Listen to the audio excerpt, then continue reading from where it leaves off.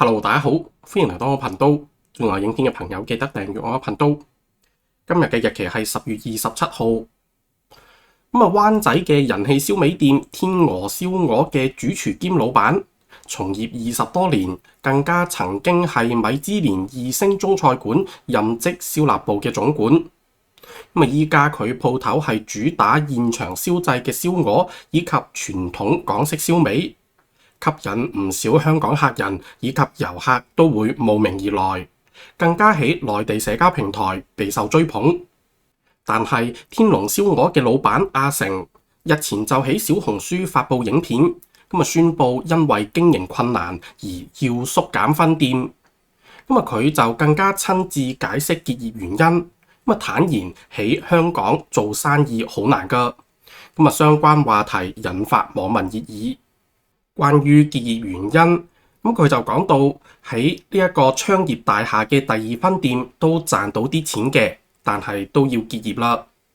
講到大約1000尺嘅鋪位，月租高達10幾萬，經營壓力巨大，覺得好吃力，甚至會覺得係喺度變相幫業主打工，所以要決定忍痛結業。另外亦都講到兩間分店都係位於灣仔區。位置相近，導致客源分散，營運成本高企。另外請人亦都遇到一啲問題等等。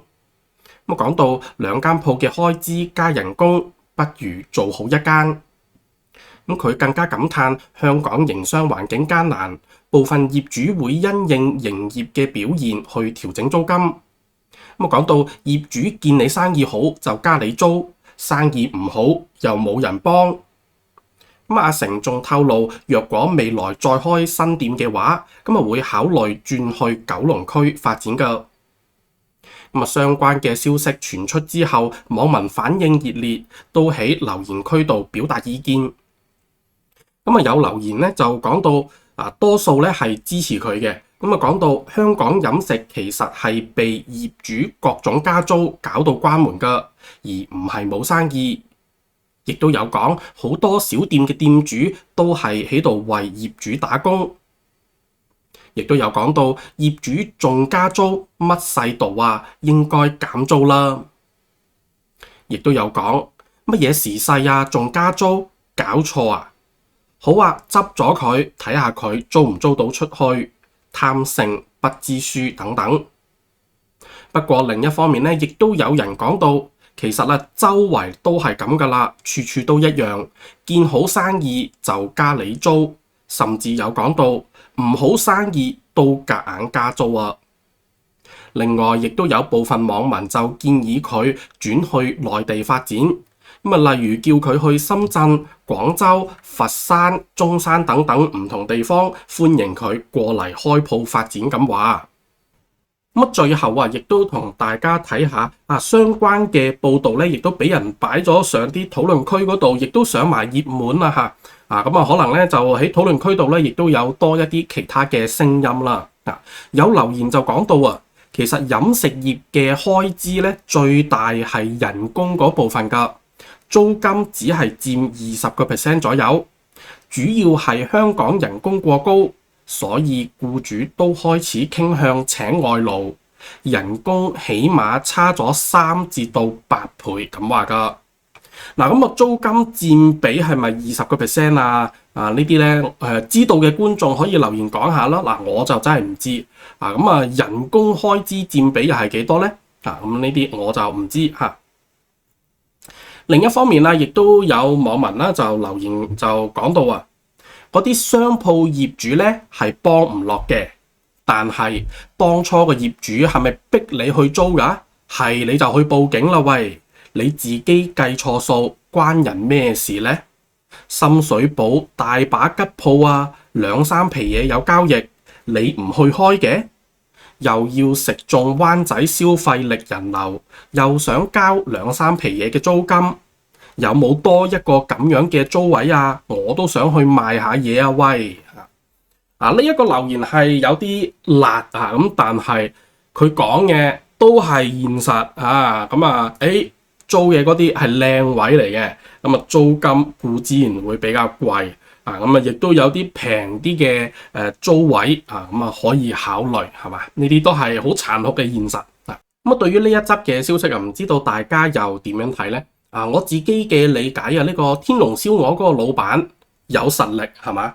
曾經喺米芝蓮2星乜嗰度做咁樣咁真係有實力啊！另一方面呢，又識得喺度搞小紅書備受追捧係咪？即係又識得做到呢個網上宣傳嘅效果。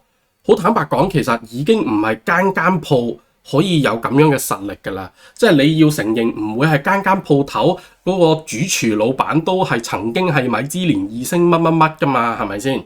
佢已經算係有實力啲㗎啦。然之後你冇得期望間間鋪頭都識得自己網上宣傳做得幾叻㗎嘛，係咪先？唔好話係咪好叻啦，做得幾叻啦，係咪？咁佢哋事實係做到咁樣都做到嘅時候咧，都真係頂唔住個租金係嘛？咁其他鋪頭可能就更加難頂啦呢個就真係一個無奈啲嘅情況係嘛？另一方面咧就係我再拉多一個留言同大家睇下我要提醒大家笠個頭盔，即係呢個留言咧係比較辣嘅一位香港嘅網友喺度留言講起，就話3年疫情再加呢幾年市道回落，班 PK 地鋪業主仲未死得 ，Oldmoney 果然有啲料到，只怪自己老豆或者阿爺年輕嗰陣時冇買落磚頭啊！我自己咁樣覺得呢咩 P 唔 PK 呢啲我唔敢多討論啦唔好鬧我，唔該你。我只可以咁講啦，就係嘅，只可以講如果上一代、上兩代係有買落磚頭咁就唔係嗰回事啦。但係我自己會咁樣講啦，就係如果你認真諗嘅話，當上兩代嘅即係阿爺買落嘅磚頭呢一種 old money 咧，你唔好話咩3年疫情30年疫情佢哋都唔驚。即係你自己諗下，2代人之前買落嘅磚頭，呢幾廿年佢升到似乜嘢？咁所以你話幾年嘅疫情，其實對佢哋係真係冇乜影響真係唔好睇小 old money， 唔會係幾年疫情幾年市道差就話完全頂唔住就係好殘酷地話你知，完全唔係咁我自己分享一下啦，即係令我諗起我以前返工嘅時候咧就。咁會接觸到一啲客人嘅咁樣，有個客人咧叫傾偈咁樣傾得多咁樣。你諗下，即係嗰個客人咧我以前工作遇到嗰個客人咧，佢年紀咧大概係做到我老豆。咁佢以前咧喺香港咧係佢年輕嘅時候咧就開大排檔佢係做主廚去炒大排檔，不過咧好辛苦嘅雖然係揾到錢咁樣。咁然之後咧。最大嘅人生關鍵位就係咩呢？佢捱咗咁耐大排檔，炒翻嚟一筆錢，就係買咗第一層樓。咁然之後買咗第一層樓嘅做法係點啊？買咗一層樓之後就按佢即係抵按佢，抵押佢，套筆錢出嚟，攞嗰筆錢再去買第2層樓。然之後第2層樓再抵押佢，再套筆錢出嚟，再買第3層樓，如此類推，不斷咁樣滾，然後。個樓價係不定，即係大家都知過去嗰幾廿年香港樓價處於一個好長嘅升幅，咁你可以話佢賭中咗咁佢嘅身家可能升咗1000倍以上咁樣啦。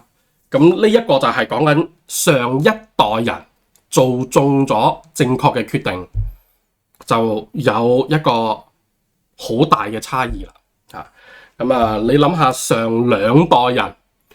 個差異會有幾大呢？係啦，我就咁樣閒聊分析一下，同埋我個例子都比較極端嘅咁樣 ，OK？大家有其他嘅睇法咧，都可以喺留言區度講下嚇。好啦，今日嘅影片就嚟到呢度，多謝大家收睇到最後。鍾意我影片嘅朋友記得留言讚好同埋訂閱，我哋下集再見，拜拜。